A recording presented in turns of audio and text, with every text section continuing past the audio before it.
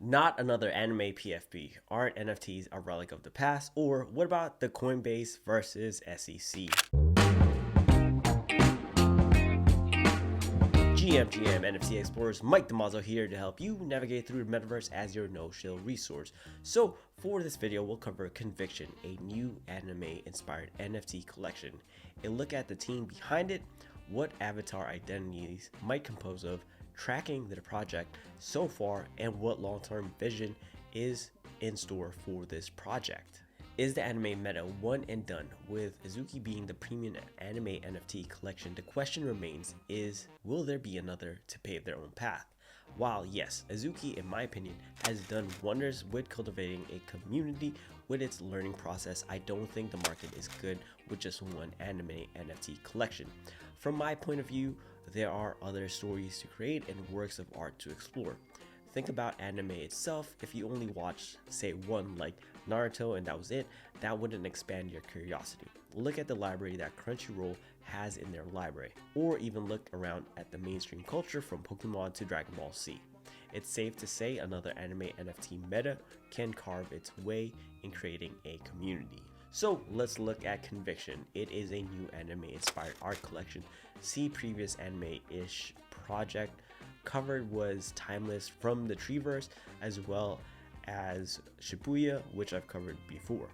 And as mentioned earlier, Azuki and their whole brand that they are building out. Introducing Taishin, a pseudonymous founder who has already proved the ability to create a popular IP with Tsuwati. Hopefully I pronounced that right. The first tweet was on March 18, welcoming you to Neosaka, which I personally dig with a switch up from the play of Neo Tokyo. Their PFP reveal, or rather what I like to rebrand as Avatar Identity, was teased on April 19, stating there will be about 750 plus traits excluding color variations. While I do think there can be an oversaturation of traits in this case, with it being an anime feel, it should work out alright. But only the reveal after will we all see if it was a hit or a miss.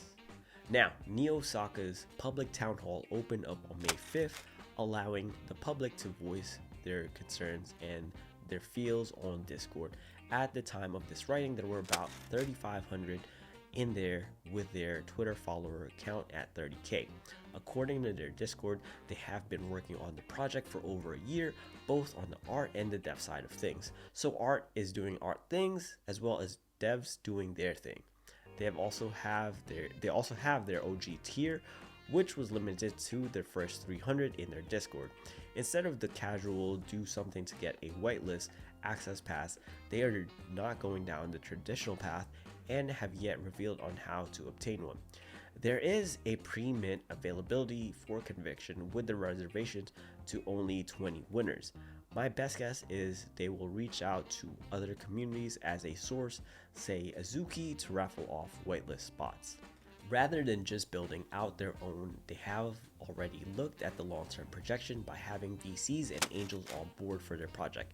As stated, they have been in the works for over a year and most likely have a 5-year plan lined up for what's next. With VCs, some that are in their corner are Flickshot and F Ventures. On the angel side of things, Shohei Ohtani isn't one, but Izumo, CEO Captain, is one, as well as ex-VP of Rakuten and ex-CEO of Sanrio US, Hello Kitty. Then, at the end of May, the team graced us with a fresh manga on Twitter. Here I was thinking I was going to be on Shonen Jump, or I might have to ask my local Lawson down the street why they didn't have Conviction on their shelves. Overall, great opener and story condensed in a Twitter thread. It reminds me of what Boondocks. For those unfamiliar, it was an American anime-influenced adult animated sitcom that started out as webcomics prior, which opens up the possibilities for the team to go into if they haven't planned so already. Creating a manga, then that becomes an anime that has staying power is probably difficult, but I'm guessing if done right, with the tools available on Web3, the process may speed up, but hopefully not at the cost of telling a great story without sacrificing the art that the team has already created. Speaking of animation, the introduction of their website was live on June 7th. as well as an accompanying video on Twitter complete with voice acting. Now, the video doesn't have subtitles and my Japanese is limited to konnichiwa, konbanwa, arigato, and on a good day, I can count up to 10. So I'm not sure what the dialogue was in the video, but it was definitely one that was well worth watching. Talking about the look and vibe, this project, it has those crisp hand-drawn line as well as the not overly thick when it comes to the outline. Their website is clean, introducing you to the storyline. As you scroll through their page, you'll find the characters, team, and everyone else involved in the project. My overall thought for this project is that it shows promise with what it plans to deliver, especially if they have the capital already available. Not knowing the price or process to attain a whitelist, I guess that it will be around 0.08 ETH, just because that's like a magic number, and a 10,000 collection, magic number again. And the whitelist will most likely be early community members and Azuki holders. Guessing that they might have a long-term vision roadmap of sorts, I'd say the announcements monthly to keep everyone engaged is a plus.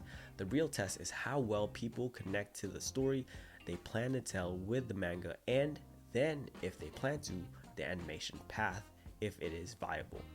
On the community aspect, it will depend on how much the community is there to build from ground zero and the balance of tourists looking to only profit, which isn't a bad thing because you need the balance between whales and the rest of the ecosystem for something to build up. Will this be the last NFT anime inspired artwork there is? Probably not. Does the project look promising? I'd say yeah. With the current crypto market overall, I'm not sure.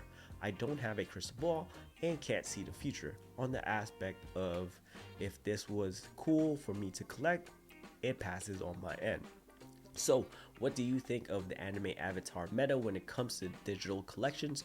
Do you think any other collections out there stand out other than Azuki? Sound off below with what you think. Tap that thumbs up because it helps us out. Don't forget to sign up for the weekly newsletter in the description. Check out the other videos on projects, trends, and tools. Stay legendary, and I'll see you in the metaverse.